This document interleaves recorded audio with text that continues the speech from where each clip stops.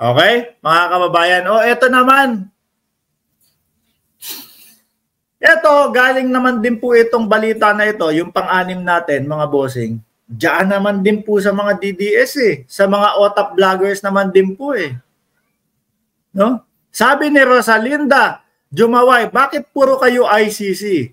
Pero wala naman. Eh, kung apurado ka, ibig sabihin, ikaw, nagmamadali kang madakma ang dating Pangulong Duterte. Eto, Solicitor General na yung nagsasalita na yan. Ha? Oh. Bakit wala ang ICC? Bakit walang mga kano na nakikita sa Pilipinas? Eh, tingnan natin kung totoo yan. Eh, dito, ayan. Ayan. Ano kaya ito? Oh. Yung sapatos, Nike yan, mga kababayan. Air Max yan. Oh. Aba, yung kapulisan natin, naka-on cloud. Oh. Same kami ng sapatos. Nasa 8 million hanggang 12 mil, mga kababayan. Oh, yan. Eh, ito. Ano yan? Ano kaya yan? Rosalinda, sa tingin mo ano yan?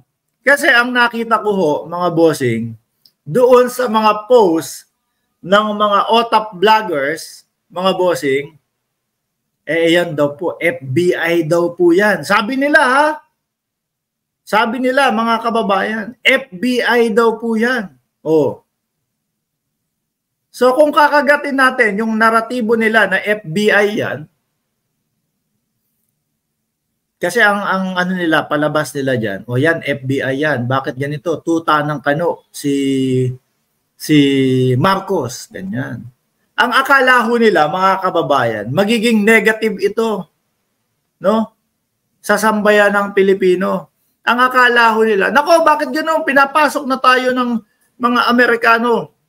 Oh, ganoon ang gusto nila, mga bossing, na iparamdam sa taong bayan. Di ba? Oh, ayan, mga kababayan. Tignan mo, Amerikano na, ganyan, ganyan. Lagot. Pero ang hindi ho nila alam, mga bossing, mas parang nagbubunyi pa ho ang sambayan ng Pilipino na may nakitang ganito. Nako, mananaig na ang paghuli. Oh. Nako, magkakaroon na ng katarungan yung mga di umanong na brutal o kung mga di umanong mga ano ba, ginawan ng masama. Oh.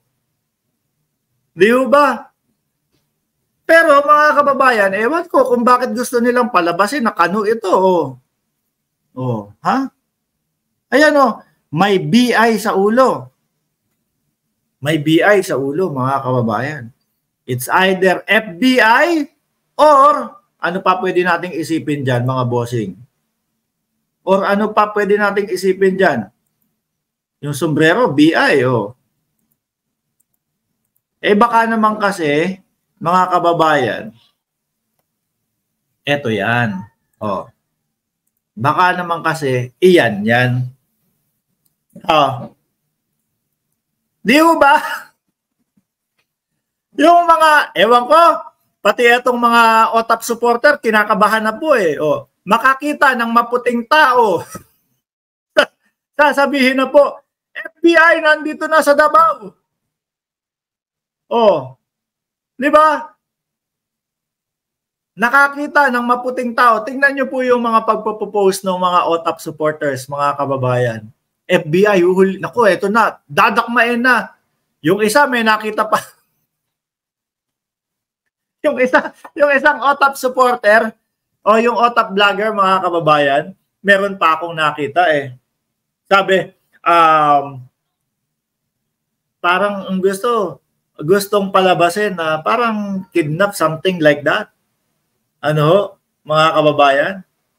Dadakmain na ang ating dating presidente. pati ho sila kabadong-kabado na. Oh, NBI naman pala. 'Di ba? Kung ano-ano ang iniisip nyo dyan, mga OTAP supporters. Kesyo daw po tuta ng kano. O, kesyo daw po dumating na ang FBI. Dahil po maputi yung taong nandun, mukhang Amerikano. At eto pa, meron pa ho silang naratibong ganito. Pinagsuot ng NBI uniform. NBI, o kano, pinagsuot ng NBI uniform. Sa tingin nyo, gagawin ng institusyon yon?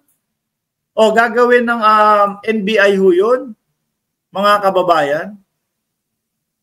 Kano, pagsusuotin ng NBI uniform? Ano yun? Tinatakot nyo lang yung mga sarili ninyo. Pinapakaba nyo lang ang inyong mga sarili.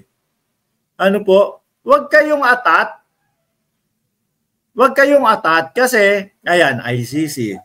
Papasok, di ba? Pinayagan. Welcome. Hindi pipigilan. Dadating din kayo sa exciting part na yan. Ano po? Pero yung gagawa kayo ng naratibo para ipamukha sa taong bayan na ang ating gobyerno ay tuta ng kano, tapos ipapakita nyo dyan sa mga vlog nyo, eto kano, FBI, nakapasok na.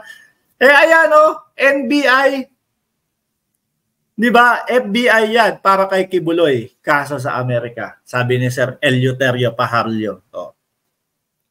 Paano yan, mga kababayan? Ano po, mukhang talagang kailangan magpaliwanag ni Kibuloy. Ang tanong, mga kapulisan nila doon, pinalitan na. Tapos ayan, NBI. Nakikiko-operate na din po, mga kababayan. Sa pangunguna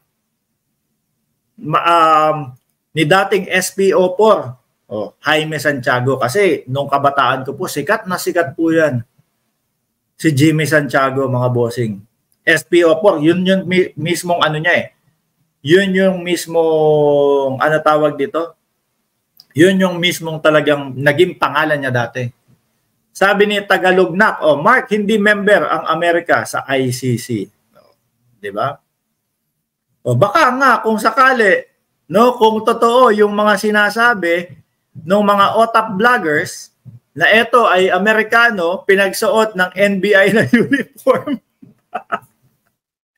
Baka para kay Kibuloy yan talaga. Di ba? Kung totoo yung sinasabi ng mga OTAP supporters, mga kababayan, ano nangyari dito sa mga to? Kakabangag nila sa ating Pangulo, mga bossing. Parang mas sila ho yata ang dapat nating tanungin. Bumabatak ba kayo? Kung ano-ano kasi ang inyong mga sinasabi. Di ba? Kung ano-ano yung inyong mga ibinabalita.